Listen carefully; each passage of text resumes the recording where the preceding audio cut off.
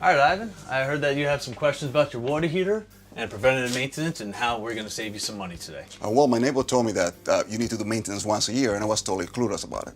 I understand that, and I'm going to show you a couple of tips and tricks about what you can do to extend the life of this machine and how that's going to save you money. I see that you have a gas, not an electric unit. All right. So if it was electric, we would be looking for the breaker so we can turn off the electrical power to the burner. Okay. But it is gas, so I need you to grab that ladder and get up there and turn off that gas valve. All right. I'm just going to turn that so it's perpendicular with the pipe.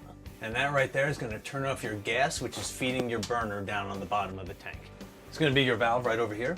All right. You're going to close that valve for us, and what we're going to do is we're going to stop the supply of water that's filling the tank right now. Excellent. Okay?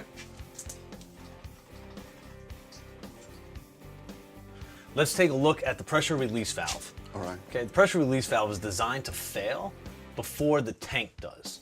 So right now what's going on in here is a lot of hot water, a lot of high temperatures, a lot of high pressure. If it gets too high, this valve will release so it doesn't damage your tank. Okay?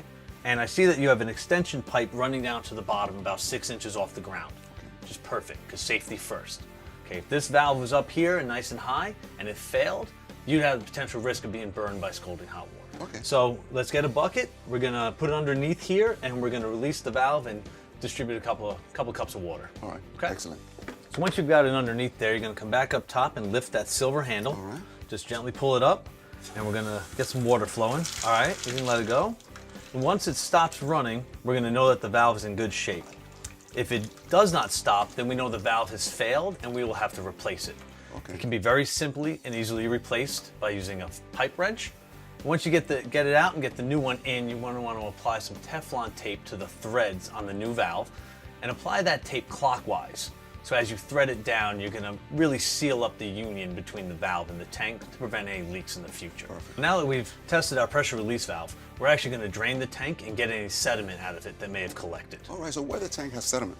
Well, within the water, you have dirt, you have minerals and deposits that are actually going to settle down to the bottom of the tank, and that's going to cause corrosion and rust on the inside liner of your water heater. So once a year, you want to hook up a garden hose and drain that tank to get any sediment that may have collected out of there. Perfect. All right, it's going to extend the life of your unit.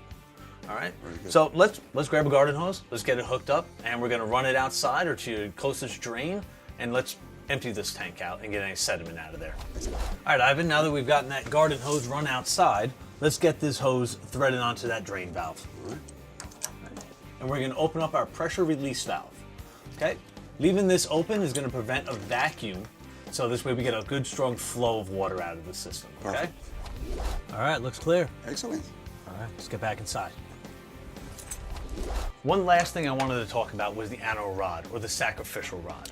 Now, since water contains a lot of particles like chlorine, fluoride, and magnesium, those particles will actually corrode the inside of your tank. So the sacrificial rod, the anode rod, is made up of usually aluminum or magnesium and will actually attract those particles to it. Okay? So it will extend the life of your tank, but basically it's sacrificing itself, so it will have to be replaced. Now, these rods are factory installed, so I would recommend getting a professional plumber to come out and actually remove it and replace it for you. Now that we've gotten all the gook out and performed our maintenance, let's get the valves opened up and get it up and running. Perfect. All right? First things first, we're going to start by refilling the tank with our water flow valve. Okay? You always want to make sure you refill your tank before you turn on your heating element, otherwise you will end up burning out your heating element. Okay. Whole nother repair.